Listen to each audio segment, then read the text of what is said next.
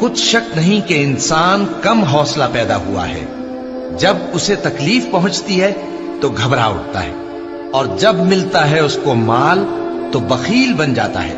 مگر نماز ادا کرنے والے جو نماز کا التزام رکھتے اور ہمیشہ پڑھتے ہیں، اور جن کے مال میں حصہ مقرر ہے، یعنی مانگنے والے کا اور نہ مانگنے والے کا، اور جو روز جزا کو سچ سمجھتے ہیں، اور جو اپنے پروردگار کے عذاب سے خوف رکھتے ہیں،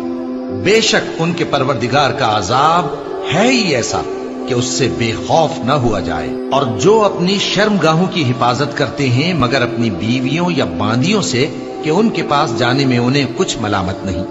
اور جو لوگ ان کے سوا اور طریقے ڈھونڈیں تو وہ حد سے نکل جانے والے ہیں، اور جو اپنی امانتوں اور اپنے عہد و پیمان کا پاس کرتے ہیں، اور جو اپنی گواہیوں پر قائم رہتے ہیں، اور جو اپنی نماز کی پابندی کرتے ہیں، یہی لوگ جنتوں میں عزت و اکرام سے ہوں گے۔